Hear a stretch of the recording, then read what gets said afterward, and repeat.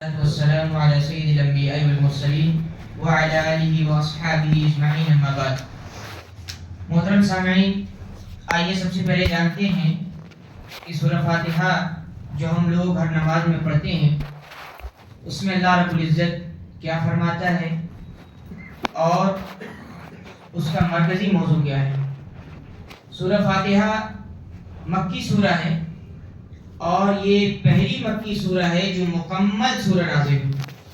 ویسے تو ابتدا میں 5 آیات نازل ہوئی، لیکن یہ پوری سورہ ایک ہی مرتبہ میں مکے میں نازل ہوئی۔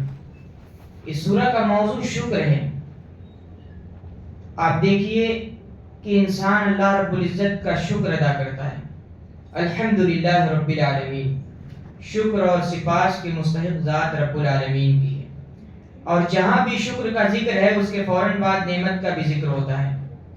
الرحمن الرحیم، یہ بہت بڑی نعمت ہے۔ اللہ تعالیٰ رحم فرماتا ہے، رحمان ہے، خوب رحم فرما رہا ہے، اور اس کی رحمت ہمگیر ہے، ہمیشہ انسانوں پر برستی رہتی ہے۔ یہ 7 آیات پر مشتمل سورہ ہے۔ اس کو سبع المثانی بھی کہا جاتا ہے، اس کو شافیہ بھی کہا جاتا ہے، اس کو کافیہ بھی کہا جاتا ہے، ام القرآن بھی کہتے ہیں۔ قرآن کا دیباچہ ہے، قرآن کا مقدمہ ہے یہ سورہ۔ انسان اللہ رب العزت سے دعا کرتا ہے، گویا یہ سورہ پوری کی پوری دعا ہے۔ دعا کا اس میں طریقہ بتا دیا گیا کہ دعا کس طرح کرنی چاہیے۔ سب سے پہلے رب العالمین کی تعریف، اس کی حمد و ثنا، اس کے بعد یہ ذکر ہے کہ اہدنا الصراط المستقیم، اے اللہ رب العزت ہمیں سیدھی راہ دکھا۔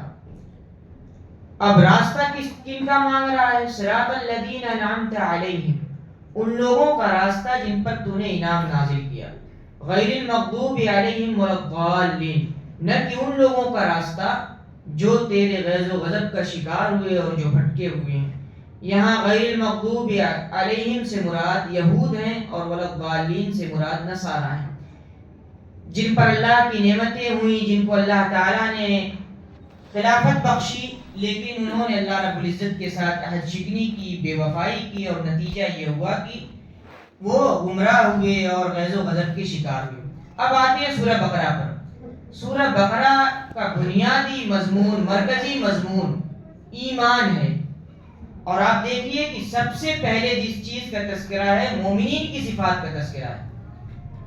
3 قسم کے انسانوں کا اس سورہ میں تذکرہ کیا گیا۔ سب سے پہلے ایک وہ جو مومن ہیں، اللہ رب العزت پر ایمان رکھتے ہیں، غیب میں رہ کر ایمان رکھتے ہیں، متقی ہیں، اللہ رب العزت نے جو کچھ ان کو دیا ہے اس میں سے خرچ کرتے ہیں، اور نہ صرف اللہ رب العزت پر ایمان رکھتے ہیں بلکہ رسولوں پر بھی ایمان رکھتے ہیں اور اس کی نازل کردہ کتابوں پر بھی ایمان رکھتے ہیں۔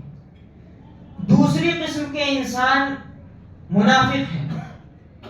یہ ان کا کام یہ ہے کہ اللہ رب العزت کو دھوکہ دے رہے ہیں، اللہ رب العزت کے ساتھ بے وفائی کر رہے ہیں۔ اور یہ اللہ رب العزت کو کیا دھوکہ دیں گے؟ یہ تو ظاہراً اپنے آپ کو یہ سمجھ رہے ہیں کہ رب العالمین کو ہم دھوکے میں رکھے ہوئے ہیں، لیکن در حقیقت یہ اپنے آپ کو دھوکہ دے رہے ہیں، یہ اپنے آپ پر ظلم کر رہے ہیں، اللہ کی آیات کا مذاق اڑاتے ہیں، مشرکین سے جا کر دوستیاں کرتے ہیں۔ اور پھر تیسری قسم جو انسانوں کی بتائی گئی وہ کافرین کی ہے، مشرکین کی ہے۔ اور مشرکین اور کافرین کے بارے میں آپ جانتے ہیں کہ وہ اللہ رب العزت کے ساتھ بت پرستی کر کے شرک کرتے ہیں، اللہ رب العزت کے ساتھ شریک ٹھہراتے ہیں۔ پھر اس کے بعد اس سورہ میں ایک چیلنج پیش کیا گیا۔ آپ دیکھتے ہیں کہ سورہ کا آغاز الف لام میم سے ہوتا ہے، حروف مقطعات جن کو کہتے ہیں، جن کا صبح فجر کے بعد تفصیلی تذکرہ ہوا کہ الگ الگ پڑھے جانے والے حروف ہیں۔ عرب ان حروف کو استعمال کرتے تھے۔ ان حروف کو رکھ کر یہ چیلنج کیا گیا کہ تم ان حروف کو استعمال کرتے ہو، ذرا ان حروف کو استعمال کر کے جیسی کوئی سورہ لے آؤ اگر تم اپنے دعوے میں سچے ہو۔ اس کے بنیادی مخاطب تو یہود ہیں، لیکن مسلمانوں کو بھی نصیحت کی جا رہی ہے کہ کبھی تم ان کے بہکاوے میں نہ آنا، کبھی تم ان کی روش نہ اختیار کرنا۔ تمہارا شمار مومنین میں ہونا چاہیے، تمہارا شمار ایمان والوں میں ہونا چاہیے۔ جس کتاب کا انتظار تھا وہ آ گئی ہے، اس کتاب کو رہنما کتاب بناؤ، اس کتاب کو ہدایت کی کتاب بناؤ اور تقوی اختیار کرو۔ اللہ رب العزت کا ڈر اور خوف اختیار کرو. اور قرآن مجید کا وہ چیلنج برقرار ہے، وَإِن كُنتُمْ فِي رَيْبٍ مِّمَّا نَزَّلْنَا عَلَىٰ عَبْدِنَا فَأْتُوا بِسُورَةٍ مِّن مِّثْلِهِ وَادْعُوا شُهَدَاءَكُم مِّن دُونِ اللَّهِ إِن كُنتُمْ صَادِقِينَ. اگر تم سچے ہو، دعویٰ کر رہے ہو کہ ہم اس جیسا قرآن لا کر دکھا سکتے ہیں، تو لے آؤ، اس جیسا قرآن پیش کر دو. فَإِن لَّمْ تَفْعَلُوا، اگر تم نہیں کر سکتے، وَلَن تَفْعَلُوا، تم ہرگز نہیں کر سکتے یہ کام، فَاتَّقُوا النَّارَ الَّتِي أُعِدَّتْ لِلْكَافِرِينَ، تو اس آگ سے ڈرو جو آگ تیار کی گئی ہے کافرین کے لیے، اللہ رب العزت کے ساتھ بے وفائی کرنے والوں کے لیے، اس کی آیات کا انکار کرنے والوں کے لیے. اس کے بعد اس سورہ میں حضرت آدم علیہ السلام کا واقعہ ہے کہ اللہ رب العزت نے کس طرح انسانوں کو خلافت بخشی، کس طرح اللہ رب العزت نے انسانوں کو اشرف المخلوقات ٹھہرایا. انسان کو اللہ رب العزت نے اقتدار دیا ہے، اپنا خلیفہ اور جانشین منتخب کیا ہے، تو لہذا اس خلافت کا حق ادا ہونا چاہیے. جہاں اس کے مخاطب یہود ہیں، جہاں اس کے مخاطب بنی اسرائیل ہیں، وہیں اس کے مخاطب مسلمان بھی ہیں. چونکہ اب یہ ذمہ داری، خلافت کی ذمہ داری مسلمانوں نے اپنے سر لی ہے، تو ضروری ہے کہ وہ اس خلافت کا حق ادا کریں، وہ اس جانشینی کا حق ادا کریں. اس کے بعد حضرت آدم علیہ السلام اور ابلیس کا واقعہ ہے کہ کس طرح اس نے حسد میں آ کر جنن کی آگ بھڑک اٹھی اس کے دل میں، اور وہ تا قیامت نامراد قرار پایا، مردود قرار پایا، دھتکار دیا گیا. اس نے انکار کیا، اللہ کے حکم کی خلاف ورزی کی. اس نے کہا میں تو مٹی سے بنا ہوں، میں تو آگ سے بنا ہوں، اور آدم کو تو نے مٹی سے پیدا کیا ہے. اور وہ حسد کی آگ میں بھڑک اٹھا. نتیجہ کیا ہوا؟ اس کی ساری نیکیاں بیکار، فضول، وہ تا قیامت مردود قرار پایا، دھتکار دیا گیا. تو یہ نصیحت کی جا رہی ہے مسلمانوں کو کہ حسد سے بچو، بگاڑ سے بچو، دنیا کو سنوارو، دنیا کو بناؤ. جسے اللہ رب العزت نے جوڑنے کا حکم دیا اسے جوڑو، دنیا میں فساد نہ برپا کرو، ایک دوسرے سے مل جل کر رہو. اس کے بعد اس سورہ میں بنی اسرائیل کے حالات کا تذکرہ ہے کہ کس طرح اللہ رب العزت نے ان کو اقتدار بخشا، کس طرح اللہ رب العزت نے ان کو اپنا نائب اور خلیفہ بنایا تھا. وہ ایک امت تھی اس امت سے پہلے جن کے اوپر اللہ کے پیغام کو عام کرنے کی ذمہ داری تھی، لیکن انہوں نے عہد شکنی کی، غداری کی، اللہ کے نبی کو ستایا، اللہ کے نبی کے ساتھ دھوکہ کیا، دھوکہ دھڑی کا کام کیا. نتیجہ کیا ہوا؟ ذلت و رسوائی ان پر مسلط ہو گئی. اس میں مسلمانوں کی یہ نصیحت ہے کہ تم ایسا کام نہ کرنا، تم یہ روش نہ اختیار کرنا، تم بنی اسرائیل کے لوگوں کی طرح نہ ہو جانا کہ تم پر بھی وہ حالات طاری ہو جائیں اور تم بھی ذلیل و رسوا ہو جاؤ. تم اللہ کی عہد شکنی سے بچنا، اللہ کی جو وعدہ کیا ہے تم نے اس کو پورا کرنا، اس سے بے وفائی نہ کرنا، کیونکہ پھر وہ ذلیل کر دیتا ہے جو اس سے بے وفائی کرتا ہے. بنی اسرائیل کی تاریخ سے عبرت حاصل کرنے کی ضرورت ہے. اس کے بعد یہ بتایا گیا کہ جادو ٹونا، یہ جو برائیاں عام ہیں، یہ سب شیطانی عمل ہے، اس سے پرہیز کرنا چاہیے، اس سے بچنا چاہیے، اور اللہ رب العزت کی رضا کا حصول کرنا چاہیے. نمازیں ادا کیجئے، زکوٰۃ دیجئے. اللہ کے نیک بندے وہ ہیں جو نماز پڑھنے والوں کے ساتھ نماز بھی پڑھتے ہیں، اس کے بندوں کا حق بھی ادا کرتے ہیں، اور اللہ رب العزت کے ساتھ جو انہوں نے عہد باندھا ہے اس کی وفا بھی کرتے ہیں. اس کے بعد یہ بات بھی فرمائی گئی کہ ظلم مت اختیار کرنا، کبھی ظالم نہ بننا. فرمایا کہ اس شخص سے بڑا ظالم کون ہوگا؟ وَمَنْ أَظْلَمُ مِمَّنْ مَنَعَ مَسَاجِدَ اللَّهِ، کہ جو اللہ کی مساجد سے لوگوں کو روکے، یہ ایک ظلم ہے. اور اس طرح کے جتنے بھی ظلم ہیں، تمام ظلم سے پرہیز کرنا یہ اس امت پر واجب اور ضروری چیز ہے. اس کے بعد حضرت ابراہیم علیہ السلام کے واقعے کا تذکرہ ہے.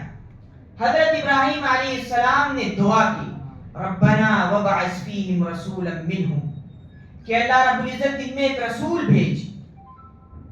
یتلو علیہم آیاتک، جو تیری آیات کی تلاوت کرے، ان پر تیری آیات کو پڑھ کر سنائے، کتاب و حکمت کی تعلیم دے اور ان کا تزکیہ کرے، ان کو گناہوں سے بچائے، ان کو پاک کرے، اور نتیجے میں یہ امت برپا ہوئی۔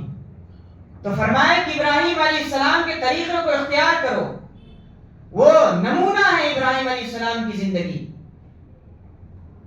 کیوں؟ کیونکہ حنیفا مسلمہ، وہ حنیف تھے، دین، وہ ایسے دین کے پیرو تھے جس کے ہم ماننے والے ہیں، وہ دین اسلام کے پیرو تھے۔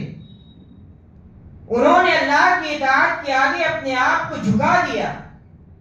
اذ قال له ربه اسلم، جب ان کے رب نے کہا کہ جھک جاؤ، قال اسلمت لرب العالمین، تو انہوں نے کہا کہ میں نے اپنے آپ کو جھکا دیا، اپنا سر تسلیم خم کر دیا، اپنی پوری ذات کو اللہ رب العزت کے حوالے کر دیا۔ تم بھی ایسے ہی بنو۔ مسلمانوں کو نصیحت ہے کہ آپ بھی ایسے بنیے، آپ بھی مسلمان بنیے، حقیقی مسلمان بنیے۔ آپ کا جو کچھ ہے رب العالمین کے لیے، آپ کے پاس اپنا کچھ نہیں ہے۔ انی اسلمت لرب العالمین کی نظیر پیش کیجیے کہ ہم جو کچھ ہیں اللہ رب العزت کے ہیں، اور ہم نے اپنے پورے وجود کو اللہ رب العالمین کے حوالے کر دیا۔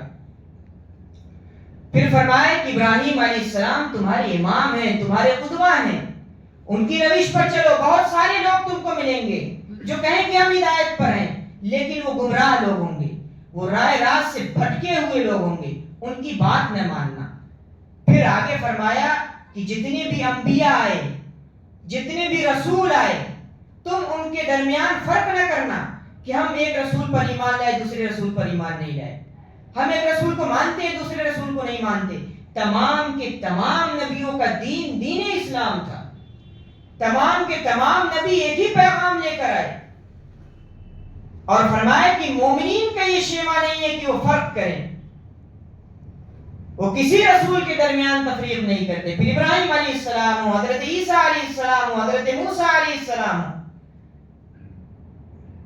تمام لوگ اسلام کے پیکر تھے۔ امت مسلمہ کو نصیحت کی گئی آپ بھی اسلام کے پیکر بنیے، رسولوں کے درمیان فرق نہ کیجیے، رسول تمام رسول برحق تھے، اس پر یقین ہونا چاہیے، اور ان رسولوں کے طریقے کو اختیار کرنے کی فکر کیجیے، کوشش کیجیے، جد و جہد کیجیے، اور ان رسولوں کے طریقے کے مطابق اپنی زندگیوں کو گزاریے۔ تو یہ تھا سورۃ البقرہ کے پہلے پارے کا خلاصہ، جو آج پہلا پارہ امام صاحب نے پڑھا ہے، اس کا مختصر خلاصہ آپ لوگوں کے سامنے پیش کیا گیا۔ امید ہے کہ آپ لوگوں نے اس کو بغور سنا ہوگا۔ اللہ رب العزت سے دعا ہے کہ اللہ رب العزت ہمیں اور آپ